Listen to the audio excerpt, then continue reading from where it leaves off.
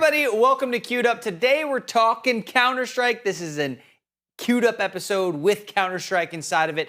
FaZe went dominant this weekend. They took down Team Spirit in a playoff series. And this is Queued Up where the lobby is open, the mics are hot, and nobody's dodging. With me today, Patrick, Davis, Dylan, I'm CJ. EPL, also known as ESL Season 22 Live. We're rolling the show right here. We're ripping it forward. I asked you guys a question at the beginning of this episode. We were in the back. We were talking. We're like, what can we start the show with? We're doing an icebreaker, and this is a description of a team from this event that is like a high school stereotype. So you're taking a team and you're going stereotype. I'm taking mine first. I got the Mongols because they did not get invited to prom, didn't make it to the playoffs. I obviously am the biggest Mongols fan in the world, #1 right here, but we didn't make it to the prom, so we didn't get to go home with the prom queen. They do that a lot.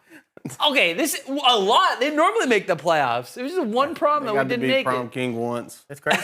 I was like, I want to find a Mongols thing, and this is the one I kind of came up with. But if I'm honest, oh, you're like it's kind of lame. But I can, you know, I got a little self-deprecation inside of me. I can go with this, you know? It happens.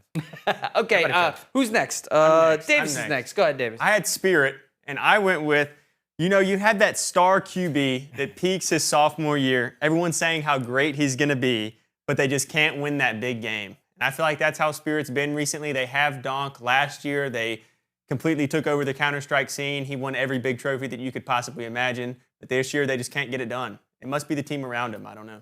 I mean, they do have a couple wins this year. And then I do want to note, if this is true, though, does this mean the college tour, he's going to join Nick Saban and Bama, and he's about to run it up next year? They thought he was, but at I'm this saying point... on the next team. What do you mean? He's leaving high school, going to the next team. Well, I'm saying everybody thought he was going to be going to Bama his sophomore year, but now it's looking more like UNC Charlotte or maybe UNC Greensboro. Or Clemson. He's a star. Or like Alabama now. Oh, that's true. That's true. Yeah. Well, they're better than Clemson. Yeah, I mean, something like that. Okay, we're back to even. What's crazy about this is the fact that, one, Dylan jumped in to defend very quickly on the Spirit. No. I was saying he's leaving that team. That was what I was Oh, there you go. Yeah, that does make sense as well. We're forecasting. Yeah. Foreshadowing to the next. Mine is a little bit more exciting. I think you guys are all going to appreciate this. FaZe, you know, our beloved class clown. These cats make everybody laugh, for better or worse. And we keep talking about them for better or worse. But it is not for the results they are giving us. You show up to an event with not the correct roster, and then you don't show up on Sunday. But then, hey, you know, they got a flight in, I think it was 2 hours after the end of the game. They had to hop on a plane to Asia. So, do you know what's great about the class clown, Dylan? The fact that everyone's watching. that's true. Everybody's watching that stuff. You were sitting in your chair being like, yo, FaZe is looking good. And they showed up. They lost to Vitality, but they were fun to watch. But sadly, that means you're never going to be your prom king. You're never going to be the star player. Like, you got a lot of doubts there. That's a good point. As a traditional class clown myself, I understand this. Pat, what's yours? Okay, for mine, this one might be more of like a deco kind of thing here, but for me, it was like the Mongols. And they're like the foreign exchange student in like a small county. Let me finish. They're the foreign exchange student that comes to a small town, and everybody thinks they're so cool because they come from this foreign land. But actually, they're just a normal person. They're just mid. That's the whole point. The Mongols, they're just not good. Everybody thinks they're good because they. I would have went like. I would have went like teacher's pet or something like that to say that like they get favoritism but they don't deliver. They're no, not foreign like exchange student. Okay. We had a couple of those. I like that one. I think it's good. They literally would be the foreign exchange student that showed up. So that's a great example, Pat, honestly. That's so on brand. I love that. One of the things I didn't do is tell you what we're going to talk about this show. So we are talking ESL Pro League number 22. We're going to talk about FaZe. We're going to talk about Spirit. We're going to talk about Vitality. And then we're going to also explore some of the other tournaments going on that are coming up that have implications for VRS rankings. And then another episode will have the major that's coming up. So that's all what this is leading up towards is the major. But what's cool about this event is the fact that we had all the big teams. We had all the teams that we expect to see in the major coming up. So this is a little bit of forecasting. You know, not a lot changes in 2 weeks, which is when the major is. So as that major comes up, we're going to see these teams go through these battles once again. And it might be a little bit different. We might see a Vitality versus a Mouse on the bottom side or something like that. Mongols might actually make it to a bracket. That's right. Mongols might actually make it somewhere. But one of the things that's crazy about this is the fact that Vitality were able to come back, right? They did come out with a win in this one, and I was not expecting it. I know we did predictions on Friday, and the one I had was that FaZe was going to take down Spirit. What did you have? Who'd you have? Oh, yeah, I predicted Vitality winning. There you go. So I just want to note, I'm 100% on being not correct on these. So, like, for better or worse, what I picked is not it. What did you pick again? I don't Spirit. Pick Spirit. What do you Spirit. think? That's why they dropped Every out time I round picked them, one. they haven't won. The one time I said, hey, I'm not picking them, I think they'll win, they won. They won. I mean, it was funny because Davis and I also, on the prediction show last week, had the debate over Falcons and, like, can we pick them? And I went with him and did pick the Falcons. But even as I saw them show up to this grand finals and I watched map 1, it was like, they are not going to make it. You saw them show up? I didn't see Well, exactly. They didn't show up to the grand finals at all. They look great against some of the other teams. I say that. There's like this weird, I know this isn't a Falcons segment, but I'm kind of going off on it. But like, there's this weird like boogeyman around them. Like I can feel the boogeyman that they bring with them to the grand finals in these moments where like Vitality doesn't look amazing. I think they have better team play. I think they're doing some great things, but I don't think that they are like far and beyond better than Falcons from like a raw chemistry. I mean, not a raw, but like a raw skill perspective. But ultimately Vitality did win. Spoiler alert. Sorry if you didn't know. But interesting. I don't know. Thoughts, Davis, from you on that side too? Yeah, I mean, it was kind of weird to see how Falcons kind of fell off in this grand finals because I thought they had played so well throughout the whole tournament, and I thought that they would arrive in this moment. Now, to beat Vitality in a moment like this, it is a big beast to try to do, especially you have QUEUED playing in his very first grand finals as a new guy on this roster. So a lot of pressure on him, and you could see him kind of fold under that pressure. But Nico and Moneyball, they played all right, but just not enough. To me, like you said, it's just like a boogeyman's there. It's like that for me, I think it's something to do with the IGLs. And I'm not saying get rid of Kixin, but I just think there's a tremendous difference between the comfortability of Apex in these moments and someone like Kixin. He's used to this. He's been playing in these big moments for such a long time. And you can see it within everybody on that team. FlameZ rising up, having a 1.6 rating in this series was tremendous. So I just think it shows that he can like really make you feel comfortable in the biggest moments. Yeah, to me it's crazy too because like Nico is arguably, he's probably a top 10 all-time player, but he owns the not top 10 list and added to it in this event. And like you said, like it felt like they were getting rid of the boogeyman the whole time because like they kept getting into moments where it's like typical Falcons lose. First series, they got into those moments. There's a moment where Exercise on Nuke gets an insane 3K to win to push it to overtime. But then as soon as it went to overtime, Moneyball lit it up, they won. And it was like, it kept feeling like, oh, same with Falcons. Oh, maybe not. Maybe not. And then Sunday came along, and it's like they didn't wake up. It's like they were never there. They were never in the series. You even had the moment on Dust where Nico's looking at the back of a guy's head, doesn't kill him. They just 3v1 sight and walk over, and that's pretty much the end of the game. And it's like, what are we doing? Like, just feels so messy. Yeah. And I want to turn this conversation a little bit to, you know, not what Falcons did wrong, but what Vitality did well. And one of the things that happened on this roster, what I saw, is that Mezzi showed up and Flame showed up in a big way. I mean, they made some big plays on that side. Zywoo was a little bit quieter. Obviously, He got MVP, though, so I mean. No, he didn't. No, he did. Moneyball did. No, he got the HLTV. The event MVP was Zywoo, the DHL Okay, MVP. got it. So there's the two. There's the separation of them. Moneyball gets one. Zywoo. Honestly, got the HLTV one. Yeah, which is interesting. Does somebody have a feed on that? Yeah. Okay, we did. We'll talk about that later. But I mean, when we come into this first match, we have Furia, right? I'm just saying, Zywoo was not quiet in that series, though. Keep going now. Keep going. No, go ahead. No, What were you in the gonna say? grand, in No, the go grand ahead. finals. No, you go ahead. The Zywoo hate strong on this cast here. It's okay. He was very quiet in the grand finals. Fury of Vitality. Fury of Vitality. This actually was closer than it should have been. The overpass was actually relatively close. Malado and Yukindar both played really, really well. The problem was, like, as soon as you get to Inferno, I'm pretty sure it was 6-6 at the half in Inferno. And then, dude, from there, it was over. Yeah. Yeah, it was like something just turned on for Vitality in the series. And it was that FlameZ kid is mostly what turned on because, dude, he was lighting it up for the whole Pretty much event. the whole event, Yeah, the whole event, he was tearing it up. Yeah. I honestly thought he should have maybe won the MVP. It's crazy because, like, I think we've seen different events. Obviously, first half of the year, Vitality smokes everyone. They do really well, and they've kind of had this lull of 2 or 3 months here where they've been trying to find themselves again. But one of the things we saw during that 6-month period is that it would be any individual on that team. It could be a Ropz. It could be a FlameZ. In some ways, Apex would show up to certain series and just smoke everybody. And then Zywoo, obviously being on there, has had a bunch of different events that have been really good. But we were kind of getting back to who was going to carry them through this event. It was going to be FlameZ, for sure. Yeah, And I think that's one thing that can really bring a lot of character to this team is like back in the beginning in the first 6 months, it was really Ropz and Zywoo who would always prevail them, make them go forward. And FlameZ and FaZe would have their moments, but it was consistently Zywoo and Ropz who would be popping off. Yeah. But these last few weeks, and they have been in a slump, I think Ropz has kind of tuned that down a little bit, and we've seen the likes of FaZe and FlameZ rise and show what they can do. Yeah, the other one, I think I'm going to, go ahead. Were you going to say something? I'll let you have it. No, to me, though, it's fascinating when you look at it from like I don't know that Vitality is nearly as good as they were in the first 6 months of the year. But, dude, it just feels like everybody else is like, Falcons are still Falcons. That's not went anywhere. Spirit didn't even get to play them. Your hardest matchup for this entire bracket for them was FaZe, who are playing with a roster that hasn't played together in like multiple years. You just swapped out players in a weird form or fashion, and it's like, that's your hardest series is that right there. Yeah. And, I mean, you look, Twist went off. I mean, he played incredibly good. But it's like, that's your hardest competitor for Vitality. Like, it feels like they're now no longer getting the best of people. They're just beating bad teams, and they're the best of a mediocre pool now.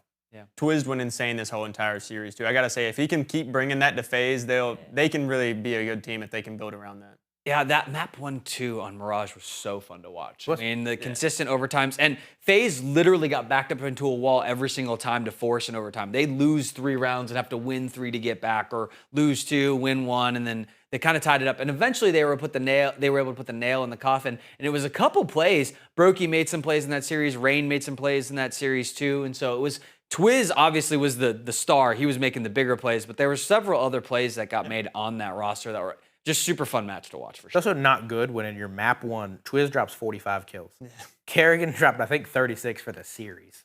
Yeah. Dude, somebody's got to fix this problem.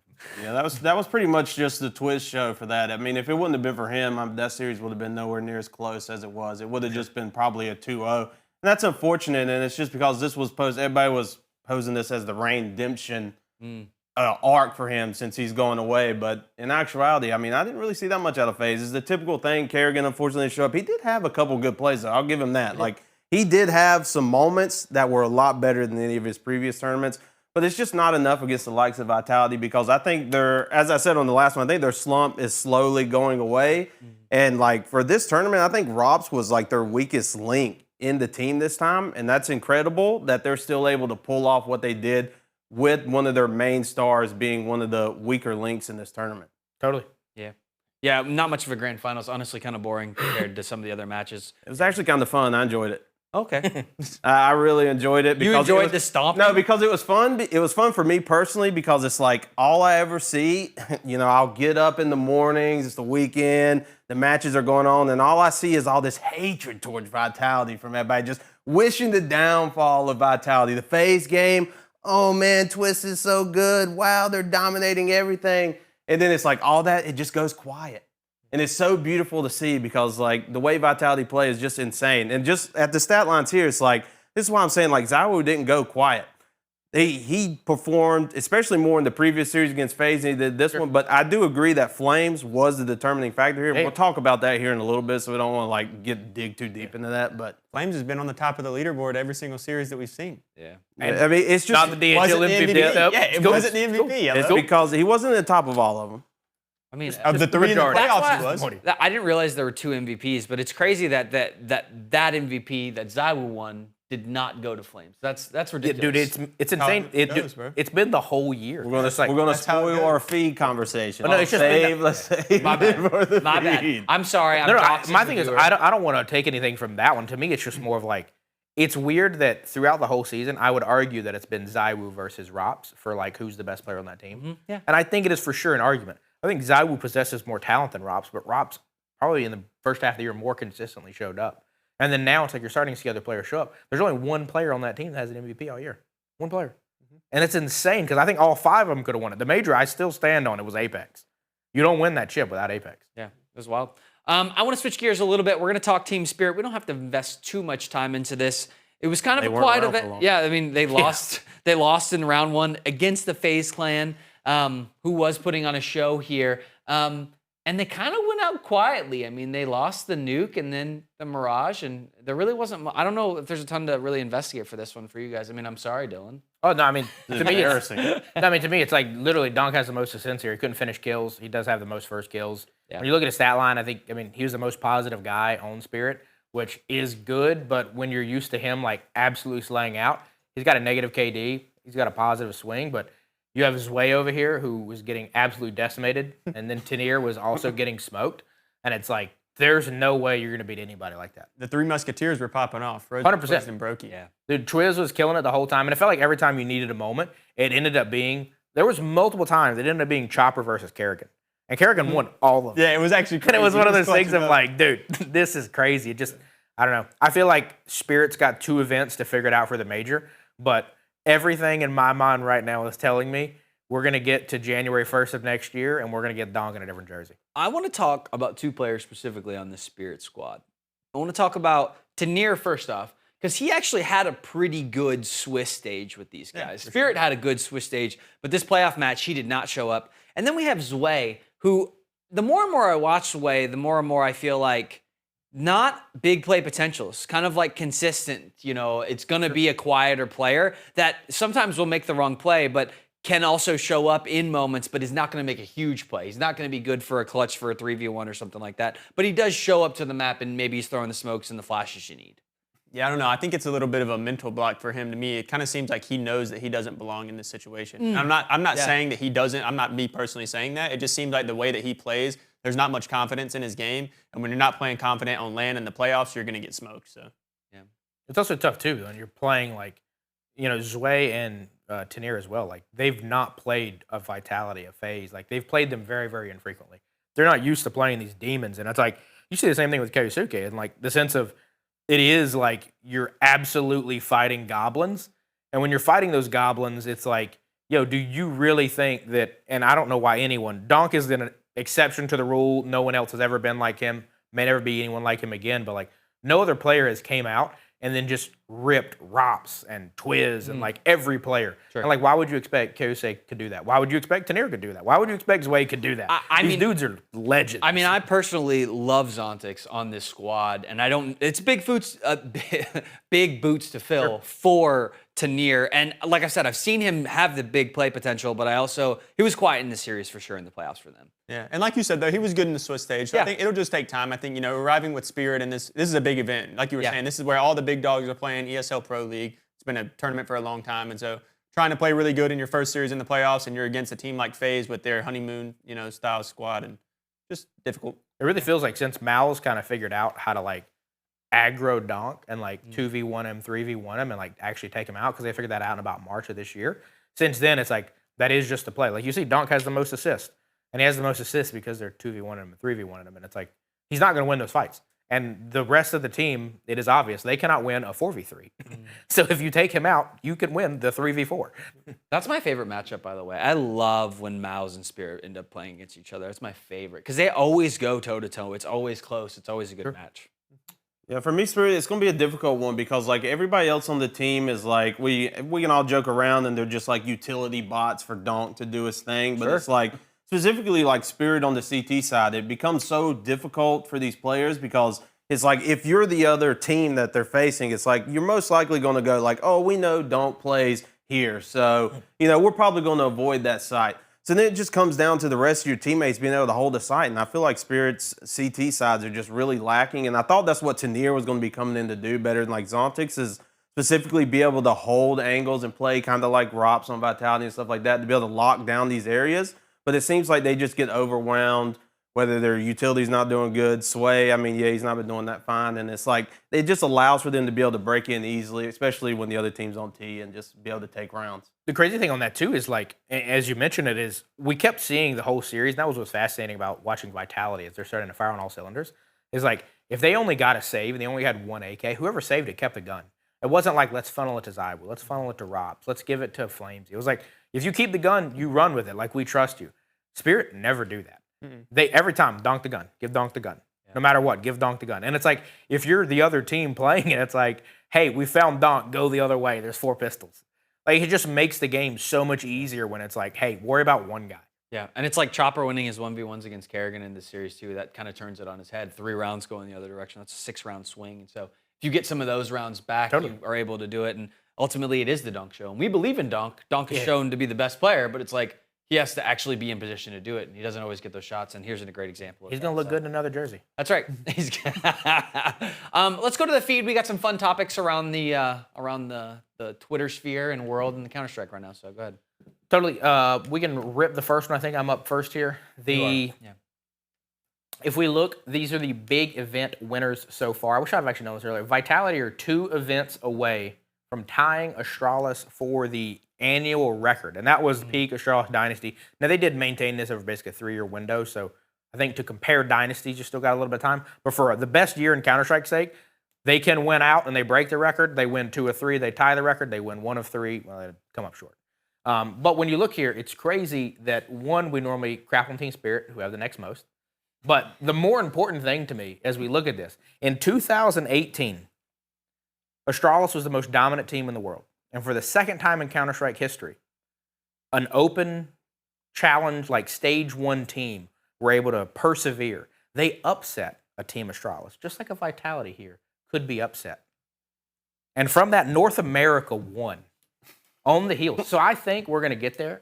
There should be a graphic that should be popping up right now that America has a chance. This is how we win the major. This is the formula. Cloud9 came from 0-2 down in the Swiss bracket, made a miracle run, knocked off that Astralis, made it into the actual play, won the whole thing. NA can win this year. I believe. That's what this feat took me. Come on. And maybe. Leaf, maybe. Maybe Cloud9 looks so much stronger than what our American teams look. They were in Stage 1, and I don't disagree. They were a Stage 1 team, though. Stage 1 team, though, yeah. I think M80 might be a Stage 2 team, actually. They're a Stage 3 team. Stage 3? Oh. Yeah, sorry, no, Stage 1. Yeah, Stage 1. I was going backwards, but yes. Is there an NA team in the end? Technically, the America's team, if you wanted to count them, is Furia. They're not NA, but they are an American team. But we really don't have we don't have a good horse. I feel like they're probably close to being Stage 2 M80. They got. I think they'll make Stage 2 for sure. I'm saying the auto qual to Stage 2. They got to be close, but I mean the teams they have to beat are not. They're Lin Vision Legacy. You know, I think the problem is we're probably getting grouped into Americas here. So like we got Furia, we got Pain. Honestly, I'm putting my stock in Furia from the Americas perspective because then it's at least the same continent. We got to be able to chant USA, even if part of that team was Canadian. The North American. That's bold. Excluding him. I hope that happens. Yeah, I would love a good Cinderella. Astralis record is cool. I would love to see Vitality at least tie it. I don't know if they'll be able to break it. Dude, it's also crazy. It's crazy to me to think that if they have to win 2 of 3 to tie it, all 3 of the remaining ones are in to win it. It's also crazy to think that Astralis, I'm pretty sure their record is 1 less the year before and 1 yet less the year after. So basically for a 3-year window, they did this for 3 consecutive years. Like, it's unreal. And they also lost to Cloud9, which is also unreal.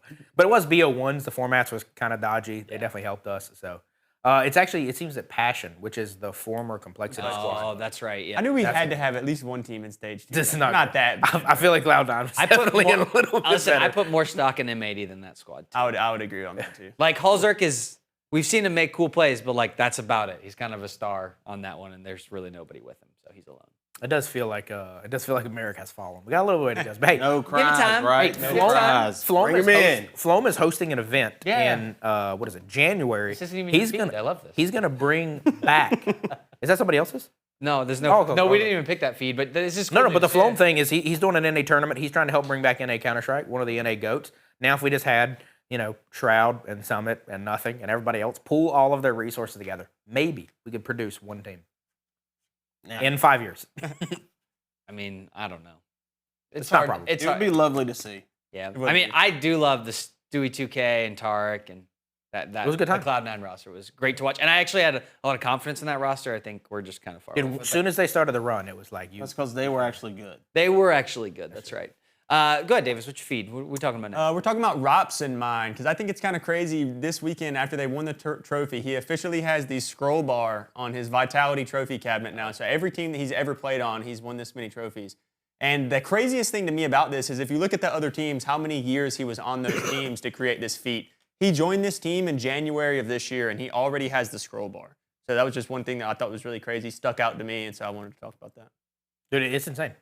He's absolutely loaded. I mean, He's the it factor. For sure. It's like last year, Vitality were very, very close, and I felt like they needed one puzzle piece. He's the it factor, Siege. He is. I'm sorry.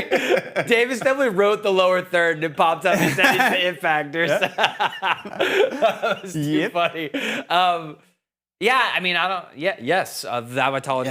Yes. Vitality has been very good. They are continuing to be very good.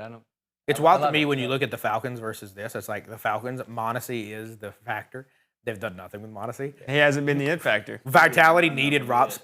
Yeah, it panned out. 100%. Yeah, he's just so good, especially on CT side, at just holding down his respective side or angle that he's holding. I mean, it's almost guaranteed. It feels like that he's going to get a 2K most of the time when he's defending on the side. And, like, you can't ask for more than that when it comes to stuff like that.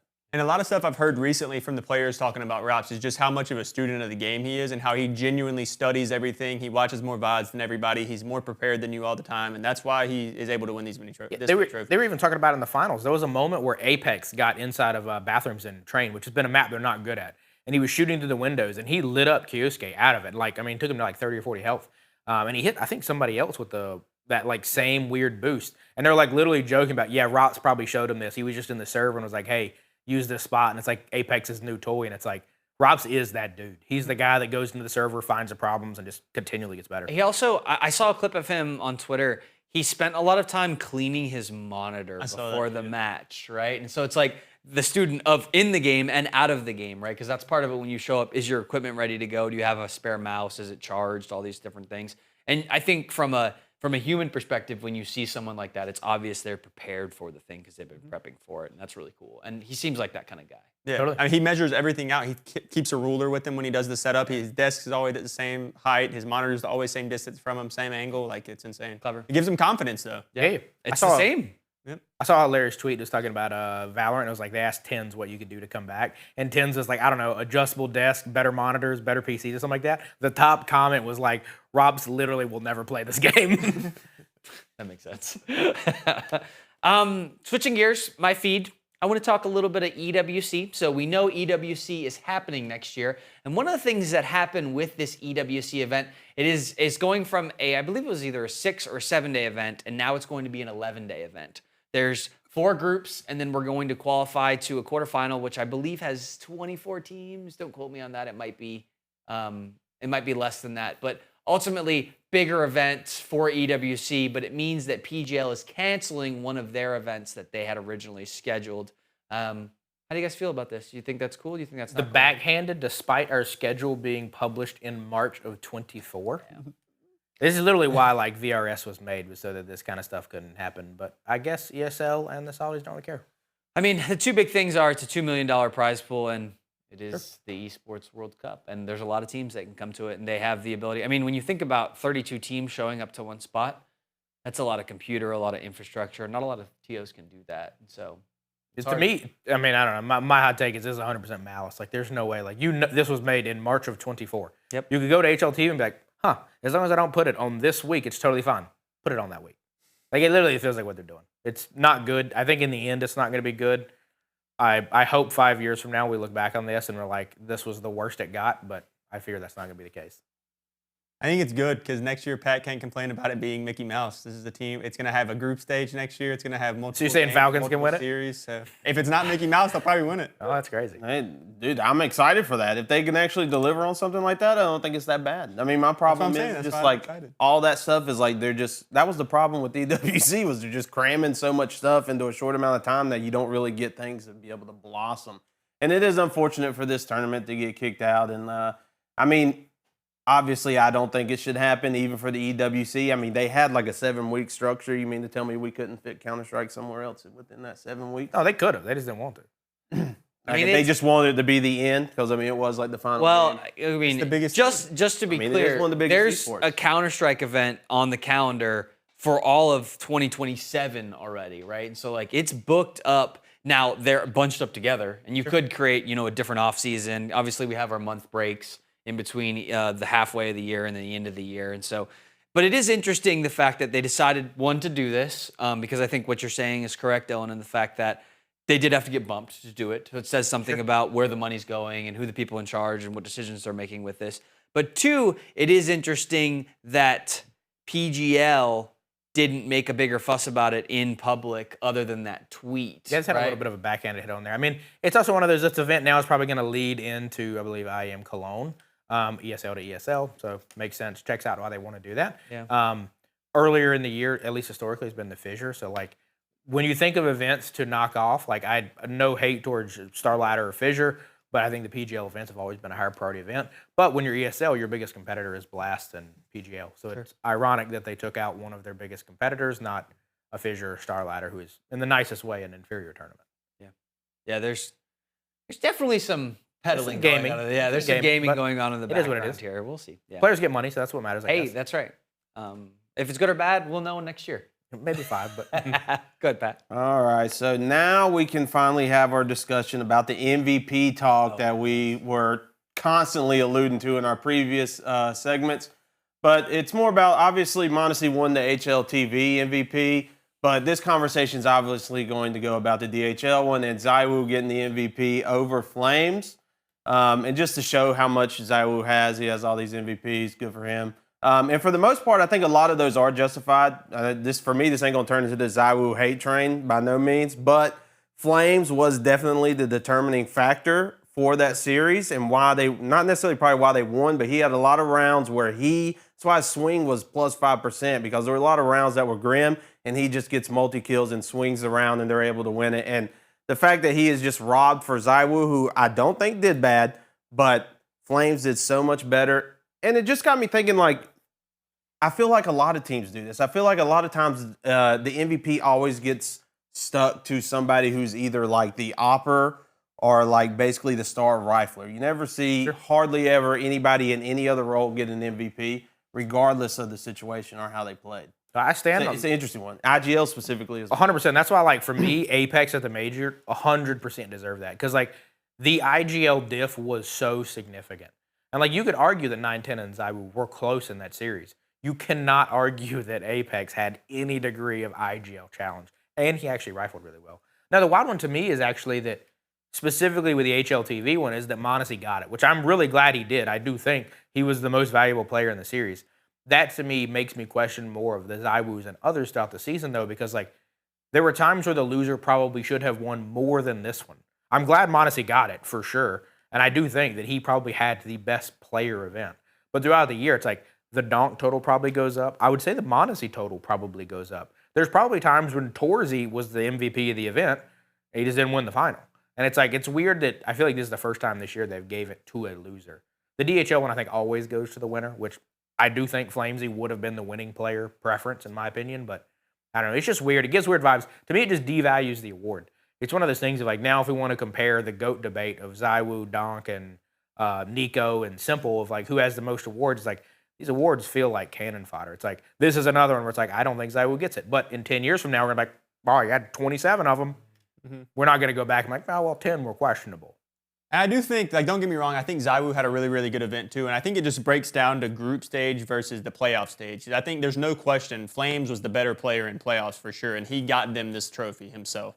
But Zywoo in the Swiss stage, he was a really big player for them. He was probably the best player throughout the whole Swiss stage. So if you look at the numbers around total, I think Zywoo does have the better rating for the entire tournament. But it just like the playoff and actually getting them that trophy, it's kind of like, what do you put the weight of the MVP on? Is it getting them all the way through the entire tournament, Swiss stage included, or is it when the time matters the most in the playoffs, who arose and who was the best player? Yeah.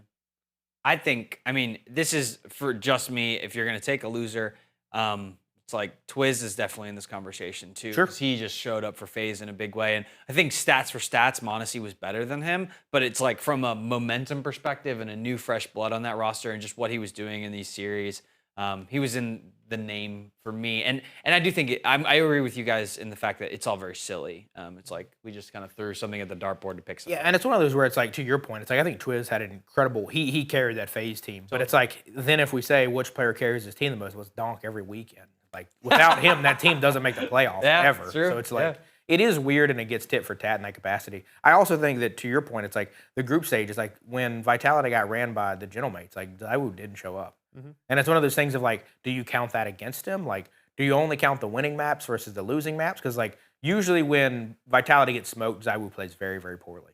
And then when they win, sometimes he still plays poorly, but then Ropz carries, whatever. It's very improbable that Zywoo goes like triple negative and they win. And that might be the reason that he gets some of those MVPs. I don't know. It just makes the award feel less valuable. But I'm really glad Moneyball got the HLTV one. I think that's the one people care more about. I think he deserved that. I hope he gets a couple more, but they got to make a couple more finals for him to keep getting them. Yeah. Point. Yeah. We're going to go to the next section here. This says Falcons. We kind of beat Falcons to death when we talked about it the first time. So let's go to Mouse. Let's talk Mouse specifically. I just want to kind of hone in on their event. One of the things that was interesting for me as I was looking at this, one was the fact that they played Na'Vi close. Na'Vi looked better, in my opinion, for this one. Wonderful didn't have a great event, but everyone else did. But I don't know. What did you guys think of the Mouse versus Na'Vi series? I thought it was closer than it should have been. Yeah. I think the first map was really close, obviously, but I think once they lost that first map, the next two just weren't really close at all. Like, Mouse really found their form, and Zershin played really well. Torzy with his op was hitting good shots. And, yeah, I mean, the Ancient was close, and Na'Vi were able to pull one out, but after that, it kind of just died. Yeah, I'm hoping they get a hometown buff at the major. Otherwise, like, I feel like this Mouse squad just has to change something because they just don't. I feel like all of the top teams right now have regressed a good chunk, but I feel like this team the most, like, I just don't think there's one piece you can change unless they get crazy hot. Maybe they can win, but it just doesn't feel like they're going to win. Like, it feels like they're behind the Mongols, they're behind Falcons, and it's like this is a team that was in the finals all year long, but they couldn't get it done when the teams were good. But it's like you missed your moment. It's like I don't know what they can do to get better. Yeah, for me was the big one here. I don't know how you say his name, whatever it is. But I was gathering clips or something, and he had so many big plays with like a deagle or a 1v4 and just really snappy, really good. He passes the eye test in a lot of ways as I'm looking at some of these clips for that team. And I'm looking forward. Na'Vi is going to play in Thunderpicks against the Mongols, and we're going to talk about that a little bit later. But I think they're a worthy opponent in some ways. They're kind of on an upswing for me. So yeah, I think it's good to see them kind of getting back on their feet. We had talked with them when they first picked up Makaze. They went through a little honeymoon phase and were actually looking really good, and then super fell off. And it looks like now they're starting to come back. Yeah, exactly. And then so after that, Mouse went on to fall against the Falcons as they should.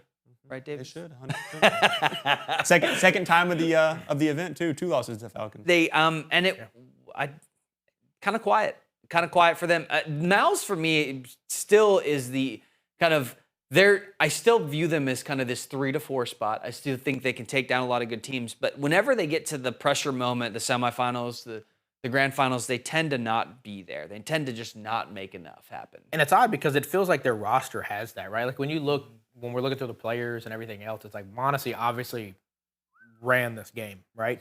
But it's like when you look throughout the year, when Falcons won early in the year, they got carried by Dexter. Dexter played out of his absolute mind. And I would say Torzy is better, but then you look over here and you see Torzy, he had to go against Moneyball, and he did get reasonably smoked versus Moneyball. But it's like Torzy at times, I think everyone here would agree, is better than Dexter. And like you would think that if Dexter can carry that Falcons team to win, why can Torzy not carry you? It feels like the team can't get hot enough for long enough to get over the line. And sure, the first half of the year, you played arguably the best team ever constructed in Vitality, and like that is an impossible opponent. But everyone is compromised now. Yeah. Everyone is beatable. It feels like they got smoked by Gentlemates. Like anything is possible right now. But like they just can't fire it up. Yeah, and Zershin's the X factor for me on that. When he does well, that team does well. He wins. And in that series, he did not do well. And when Brolin is on the top of the leaderboard, we have some issues. Yeah, we have some serious. Spinks, Torzy, and Zershin were all the bottom 3. That can't happen. Yeah, and Spinks, he can light it up. He's very consistent. I feel like he's a good rock on that team. But like Jimmy at times, he can do really, really well. But like, I don't know. To me, it's like Torzy feels like he can be a top 5 player in all of CS right now. But if you still can't get it done with that. And at times, he kind of is. Like, at times, his op is insane. But then you have other times where it's kind of like the thing I was talking about with Zywoo. It just feels like there's something in his mind that he thinks he's just not quite good enough. And it's like when he gets in those big pressure moments, he just crumbles. Yeah. And that's what I do think. That's been a big X factor all year. Every time they play Vitality, it was like, dude, it felt like Torzy would back Zywoo off the op. The problem is Zywoo would pick up an AK, and he's still pretty good with that gun. So, like, it didn't really matter a ton, but I don't know. I'm calling this the hangover match, the third pace match that happened on Sunday. Everybody went out to party on Saturday night, showed up Sunday to play this match, and it was the Mouse show. I honestly didn't even watch it. It wasn't even worthwhile for me, but it's just one of those that we kind of threw in here for funsy, but For funsies. Jimmy must not have partied too hard. He Well, took advantage of the I mean, do you like a third place match, Pat? He's probably on I mean, Twitter, it's not like it's not like I really enjoy a third place match, but I enjoy the continued downfall of FaZe and how it was like, oh, it's the FaZe show. Look how good they're doing. Dude, they couldn't even secure third place. I would. That's pretty good for FaZe. I mean, Yeah, no, based on their history, really yeah. good. But this ain't even their roster. for me. Exactly. Yeah, for me. So this that's is- kind of sad. They're doing the best that they're ever doing With a team with that's not not real. their roster. So that means it's probably going to go back to worse. Yeah, Are we for- saying J. Cobb's better than Rain? no. the way that Rain played this entire tournament, he might be better than that. I mean, Rain was Rain- on the bottom every single series. No, Kerrigan was there. But the bottom. But for literally, FaZe, Rain was technically there fourth, as well with but They I shared think the Rain bottom. finished below him on the majority of series. Yeah, Rain was actually on the bottom like every series. I do think to me this third place match, if there's a money difference, I guess it's worth it. But frankly, I'd rather you play that off stream and then give me another one of those Show matches. show matches with Monesi and Kyosuke. I would much rather. That was actually a good match. Yeah. This was not that. yeah. That's Yeah. because they just got swamped. Yeah. I think when I watch it and I think about it, it's like it's just not indicative to like if I think that FaZe can actually beat Mouse. Like I just don't think it's whatever to me. I don't think this is going to hold a lot of stock if they played each So they other didn't next try? time. 100%. Maybe I don't know. To me, it's like if they want the That's stuff an interesting thought. if they want the stuff to matter, you got to run a double elim tournament. totally. And if it's a double elim tournament, yeah, the loser's final really matters because they play the winner. But otherwise, I don't care. There's probably a prize pool I difference. mean, I'm pretty sure there is a prize pool difference between third and fourth. So Yeah, play it off you're stream, just text them about it. you're still getting more money for your org and for your players. But Yeah. I mean, to me, this is just like, Mouse is just a better team than FaZe, and they just clearly showed it. Good point. Yeah. I think showing up though for a third place match, like you said, like this is the honeymoon match, Rain send off. These guys have played together. This literal core roster of FaZe has played together in so many events. They've won so much money. They don't care about this third place game. Agreed. This is perfect. This is perfect. This is perfect. Let's go to clutch or kick. That'll be. That's why I perfect. said it's perfect. Okay, what's your clutch or kick? So Dylan? my clutch or kick is going to start off with a clip. Let's just play the clip. This is the easiest way to go about this. Yeah, there we go. So if you look, they're handing out the second place trophies. And if you look at this beautiful man right here, they're about to hand Okay, that's not Kyosuke an award. And he's like trying to take it. He's like, no, don't put that on me. I'm just going to hold this thing. Aw. And then moving on. Everybody, he's so this sad. was very divisive on Twitter. I don't know why. Some people were being like, oh, all of these Russian main characters trying to be tough and act like soccer players and nonsense. Who cares about second? Don't even put this on stream. If you give me a second place medal, I don't care. I'm not keeping it. Like, who cares? And it's weird to me that people are upset about this. My thing is, second place, do not give them awards. Don't even show them afterwards. Let's just show the winners. Now, if you want to do exit interviews and talk to them about it, that's totally cool. But who cares about second place awards? Mail them the check, move on. Like, we don't need this. This is unnecessary. So my clutch or kick, second place celebrations are nonsense. Mail the check. Don't give them awards. Who cares? Move on.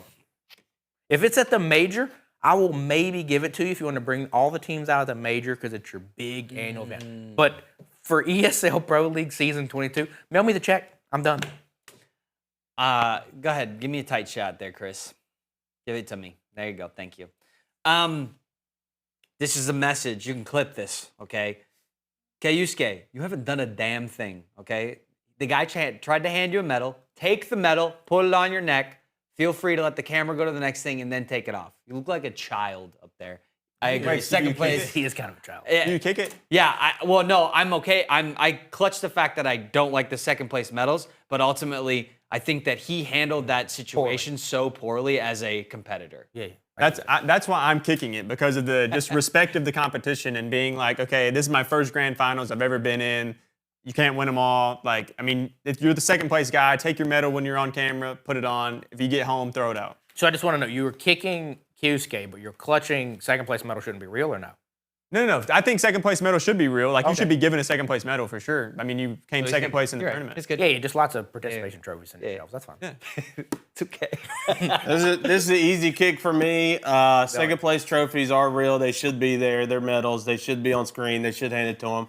They fought their way through their bracket all the way to the grand finals, just like the winners did, and they fell short. Sure, they ain't got to be no spectacle like the winners get, but we get it. And yeah, Kyosuke, I mean, yeah, it's just kind of baby, but I mean, he honestly got stomped on, so I'm sure he was just in a pretty sad It's also, mood. to me, the weird one, though, is I feel like the players don't want it. Because, like, most of the Russian players don't want any second. They'll throw them away. They do not care.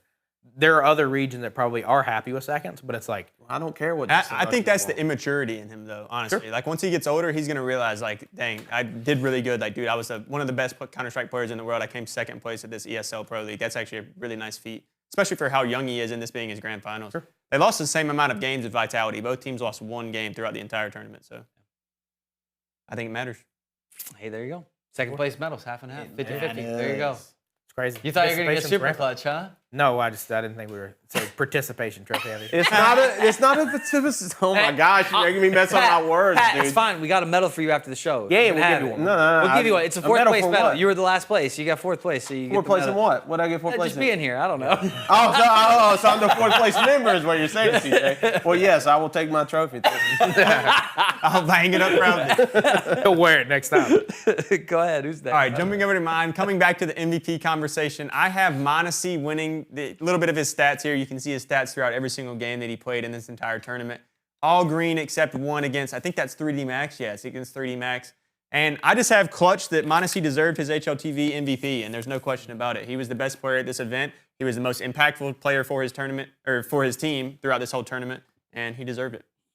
Man, it's like when I hear Davis talk, all I hear is you talking about Spirit and Donk. It's like the same crap you guys throw at me every week. It's just like, oh, I love Donk. Oh, I love Moneyball.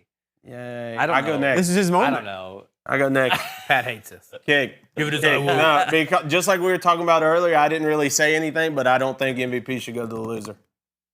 What do you mean? But you think they That should is get a literally- medal for that- second place? Well, that's not a loser medal. That's a second place medal. The MVP has nothing to do with being on the winning team. If you look at I don't any sport think- ever I don't in the think world- MVP ever in should the go to world, the the loser. MVP hardly ever wins the championship. That's okay. That's okay. That's What do you got? What do you got? I don't know. I don't know what I'm gonna do. You want to go last? Yeah, I'll go last.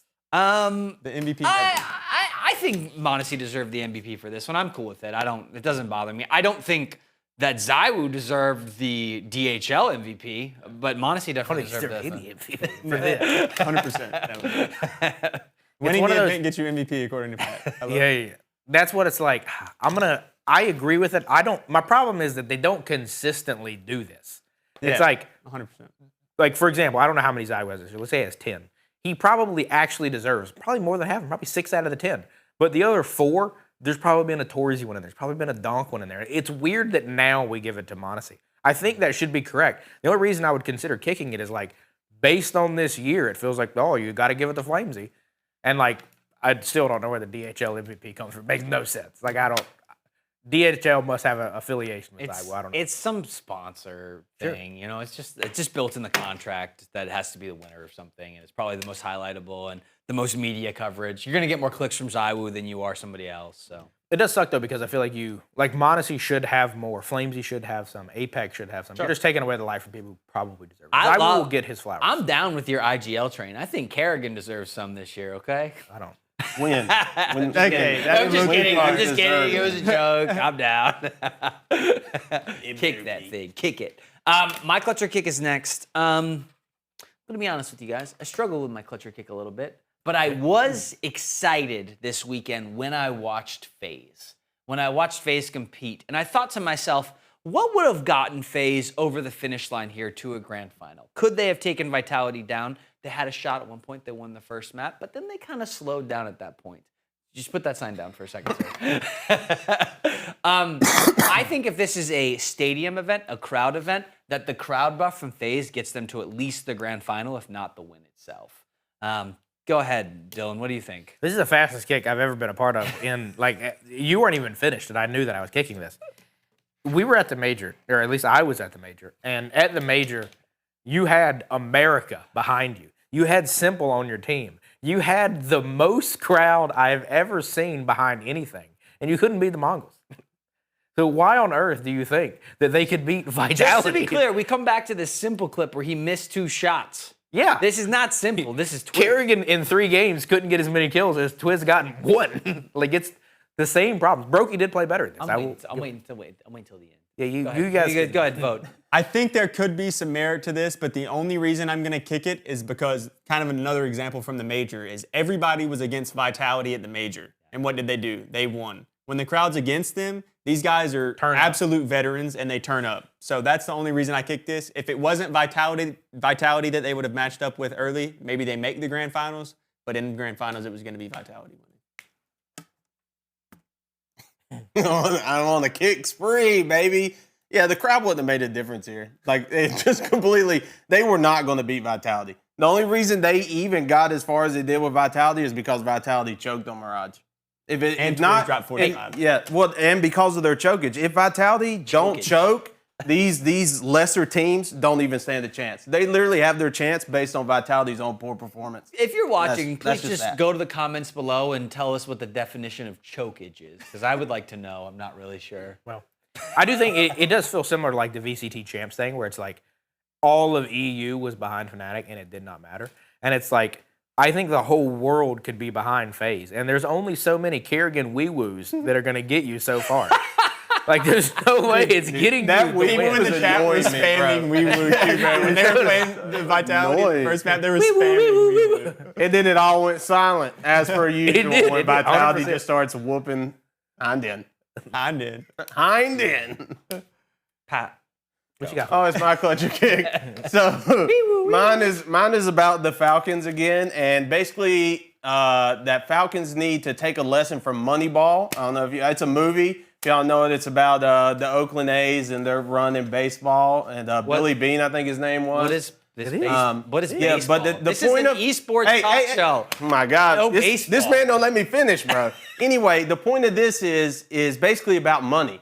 This is about using your budget and making a good team, and not just throwing $10 million at star players. Did you because watch it the doesn't movie? work. Do you know what the movie's about? Yes. Yes, I do know what it's about. They didn't. What do you want me to describe the movie to you? Yes, I described the movie for me. Yes, the Oakland A's are doing terrible. They haven't won, and in the movie, not necessarily in real life, It was the same. they signed Jonah Hill, who has this theory It is about like- baseball. That's what I'm saying. And then they use smart decisions based on stats to buy cheaper players that people are selling for cheap, that put them in the right spot to be able to play, which allowed them to be able to win and go on like a 23-game winning streak. Thank you, Pat. So that's basically what it is for the Falcons. Like, they don't need to just throw money at high talent. I love the Falcons throwing money at it. I think they should buy another player for $2 million. His name is Simple. Okay, go buy him, put him on your roster. I think it's amazing. Yeah, that's so fine. Simple over Monacy. I probably wouldn't do that. No, do both. Do both. See, that's the same thing I'm trying to say right now. Like, don't just buy superstars. Buy what's right for the roles in your team. You got Nico playing Lurk over here. They're playing with house money, buddy. It's I'm crazy. picking this too. Because look at Vitality. They bought Ropz, the best player from all last year, for a huge price tag. And look at them. They won 8 events this year. So I kick it. You can spend money and win. 50% of this is because it's baseball, if being honest. Yeah, he just likes baseball. Let's But go. no, I do agree though. Conceptually though, the problem is like I think the Vitality move was more of a Moneyball move because the swap that they made there made a lot of sense for their roster. And it feels like right now, moving Nico to a lurk role when the man is on SportsCenter's not top 10 every event at this rate for choking something when people aren't looking. That is what a lurker does. He just got MVP. What's weird to me is that Nico can win almost any gunfight. But if a dude's not looking at him, He ain't winning it. he's not even 50-50. It's crazy. But no, I mean, I agree. I think they need to be more conscientious about what they're doing because, like, you look at other rosters that are able to consistently beat them, they are obviously not in the same payroll bracket. It does feel like they are spending to spend. I do think we're in a weird market, though, in the sense of, like, who can you buy? Like, can they buy Donk? If they can buy Donk, that's probably the only straight money move you can make right now.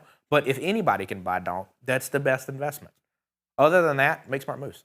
I think the biggest thing, like with this conversation and just how much money teams are spending, the thing that comes to my mind is the thing when Ashes was here like last week talking about just when you spend this much money, it becomes the norm for these type of players that are becoming big talent and coming out. And a lot of orgs aren't going to be able to afford this price tag. So it kind of sets a bad standard, I think, for the esports. So that is one thing. Are you changing to a clutch now? What are you doing No. over here? That is one thing I will say, though. That It's just one of those things. I mean, it's just, to me, it's just like you're buying talent, but you're not having your talent they're not in the roles they need to be because you're just trying to buy slayers. You're just trying to buy kills. But that's not what a team is about. Vitality is not about just slayers. Everybody plays their role to perfection. That's what makes them good. QUEUED taking Nico's role on Dust 2 isn't getting them nowhere when he goes -14. And you're forcing Nico to play something that he normally doesn't because this guy's supposed to be a superstar. It's just like, to me, it's bad decision-making for superstar status. That just doesn't work out. For the people who haven't seen Moneyball, basically inside the movie, you target players with the highest WAR, which is win above replacement, which basically is like how many wins they get you. It would be like the swing score, targeting players that have consistently really high swing score, but not necessarily KD. Because like at times we joke about Zywoo getting a lot of like save round kills that doesn't positively impact the swing score. So I do think it's a valid point. But I also agree with your point in the sense of like QUEUED, you got a $2 million bag to go there. And like he might be a bust. I hope that he isn't, but if he isn't, like that's bad for the industry because this kid whose first pro match was on arguably a top 3 team in the world, and he's not panning out, and he's going to walk away with $2 million. And if you're the other teams, to get a similar dice roll, you're going to have to spend $2 million. Like that's crazy if it doesn't work out. If it's Donk, sure, but he's not. Well, I think we all learned something here today, and I appreciate that, Pat. This is great. Let's go to the next. I'm glad I could do that for you, CJ. CS Asia Championship, aka the CAC, is going on this week. Is it in Sunday? Yeah, when does it end? The FaZe had 2 hours to make their flight, so it's tomorrow. I did see the pictures like 12 of them hours getting from on now. the plane. FaZe has some matches coming up with this one. Okay, can we see the bracket for it? Let's just let's look at it and see if we can understand what's going on. 3Max, the Huns, Virtus.Pro, Legacy. What is a team that can compete? Gamer Legion, Liquid, Lin Vision, and MIBR. I'm excited to see Amelia play on Lin Vision. He's always a fan favorite. This side of the bracket stinks. Dude, this is going to be the first time we're going to... Hell yeah. Hey, no. We got America back over here. We got a lead. I mean, a Liege on Liquid might be enough of a buff to get them through this. I do have a lot of stock in 3D Max, though, on the top there. Yeah, 100%. I think they had a really good event this past week. VP can also surprise. They also can surprise in the wrong way. They have not been surprising. Sure. Let's look at the next group. Dude, actually, Gamer Legion, probably with the hardest draw that they could possibly get. Again, 4 games in a row now. Hardest draw they could get. That's right. Gamer Legion. Who they gonna have? Liquid. They're gonna Liquid and then MIBR likely. Yeah. Just a hard first round draw. But is Liquid going to have the same honeymoon as FaZe? I don't know. But I don't know. Quiz came out swinging, and he looked like hot garbage on Liquid. Man. That just became a vibe squad though. Like those guys have all played together before. That's literally. I think that's just why it worked so quickly. I agree. I don't think Alicia is the same on this Liquid squad. The brutal reality is, imagine that all of Twizz's kills is basically because he was playing on and with Rain. Yeah. They then take Rain back out, and he's just very mediocre, like sub-mediocre. Yeah. I don't know. We're gonna find out. Sorry, I know you transitioned. Let's go to Group B so I can look at that one really quickly.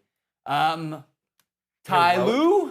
It's Heroic. Oh, FaZe Versus Look at Fluxo, Dude, FaZe should Pain, win this Fnatic. side. Dude, FaZe should win this Dude, side. Heroic can be sneaky at times. Yeah. I do think that they're more exciting than we often give them credit for. Pain can either be insanely good with Snow backpacking them, or they can lose to anybody.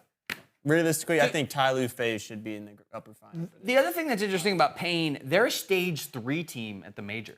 Yeah. Because of the last major ranking. They beat Furia in the last major. I mean, I get it, but they haven't beaten anybody since. Well, hey, neither have FaZe, and they're going in. That's a great point. Yeah. That means FaZe is stage 1. This is a long journey for FaZe from this point forward to the major. I mean, they're coming from this to stage 1 and fighting their way through. So we're going to get to see a lot of FaZe and Jacob over the next couple of weeks. So it's going to be exciting for sure. Well, that's one of the things too about like whenever you change your roster up so much, you lose all the VRS points that come along with that. Like Pain still has the same roster as they had in the major, so they still have all those points. Yeah. The other thing, I don't think we have the tweet for it, but there was a ESL announcement on Lin Vision and Virtus.Pro. So Lin Vision had said that they were showing up to ESL Pro League, number 22. They did not have their visas ready to go. They weren't able to show up, and they received a penalty that the next event they play in, they won't be able to qualify for. I believe it's going to be an IEM event. I think it's IEM Chindu coming up. Yeah, something like that. So if Lin qualify for that, they'll be DQ'd from it, and another team's going to take their spot. which sucks for them. VP, similar situation, but they're from Russia, and so they had some weird visa issues going on because of the Russian stuff. Yeah, they technically missed the major as well, which kind of sucks. Yeah, exactly. But it is interesting how two kind of punishments that were handled differently, obviously because of different management on the back ends of teams, but I did want to mention it on the show. If you guys have any thoughts, I'll let you throw it here, or we'll go to the next. Yeah, the VP one sucks. I mean, it also sucks for most of the Russian players. Like getting their visas is seemingly getting harder and harder. Yeah. The EU actually just changed a lot of regulations. Sadly, if you liked your stamps and your passport, those are gone now. But that also somehow is negatively impacting the Russian players and how they were currently getting visas because you had to like leave Russia to get a visa or something like that. That impacts Spirit. That impacts VP, obviously, as those are both Russian-based orgs. That impacts players like Nico and Moneyball and a lot of other guys that are of Russian descent. So it is unfortunate. Politics will be politics, but at the end of the day, like these kids are playing a video game professionally. Like I don't understand why it's so hard to let them do that. Like it's their job. Well, and that's why they got a pass on this one for Just sure. follow them. Like it's Where Lin Vision didn't. Sure. Lin Vision had said that they were going to show up with their stuff, which is interesting I'd call Lin Vision a tier 2 organization, potentially a tier 3 organization.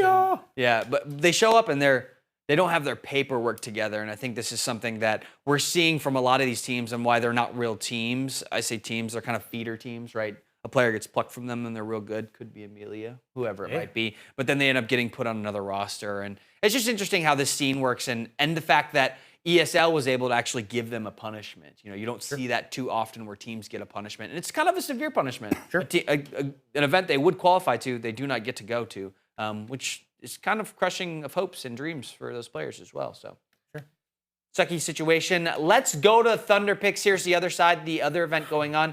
I guess some of the teams had a choice. I think the two big ones on this one are going to be Na'Vi and Mongols with a spread. This one's a little bit smaller from a format perspective and amount of matches. It'll be pretty quick. Come on, you're also throwing out Fury. Oh, I'm sorry. You're right. America's team, Furia. Yeah, exactly. America. I do want to know. I know who I'm pulling for. When we look at this bracket here, if the Mongols drop a map, I do not want to hear anything about them being in the top 2. If they drop a map, they should run. If we're saying they're the second best team in the world, they should run everybody here. And I think there's a terrifying reality where Aurora could win this. And that's terrifying. I think there's a terrifying reality where they definitely are going to drop a map for sure. The way that they've been playing, especially ESL Pro League, there's no way that they run through. And you have Furia, who literally just won an event and then I don't think made it out of groups for the next one in back-to-back. They have a good squad. Do you get bad falling? Do you get good falling?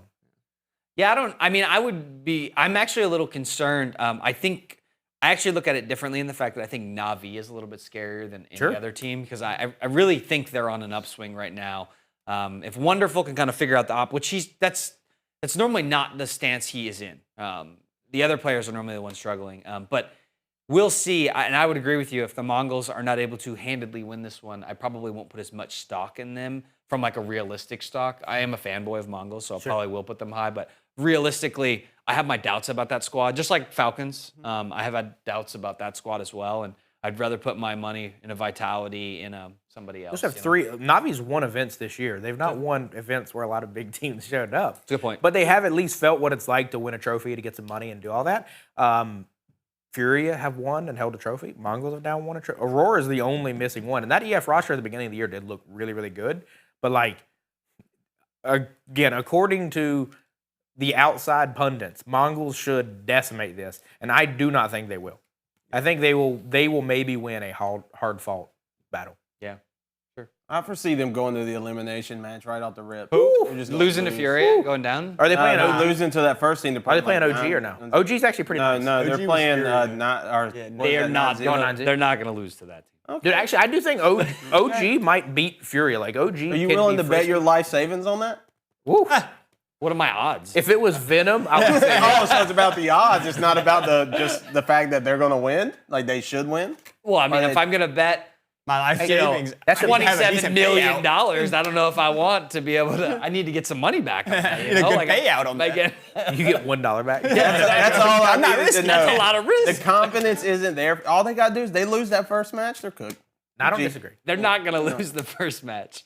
I don't disagree with your point though, because there have been, and you probably know this in the college football world, if Alabama is playing like a nobody team, you'd put the house. It didn't matter if you got $1 back, you'd put the house on it. I do not think the Mongols are that. They're not for me. They might be for him. I'm not taking that. A little scary.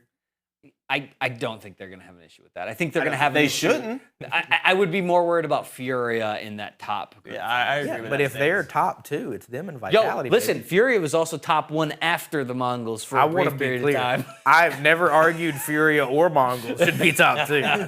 That's my perspective. Just saying. All I know is Falcons were #1 at one point this weekend. I mean, there was just a lot of riding for the Mongols. Like when they hit that #1 spot, it was like, oh my gosh, man, the Mongols, let's go. It's Furia, you don't really hear that much. It's like, How quick it's until they Furia, become like mouths to us, where it's like, oh man, come on, like, Never. do Mongols? something. What are you talking about? Mongols? Yeah.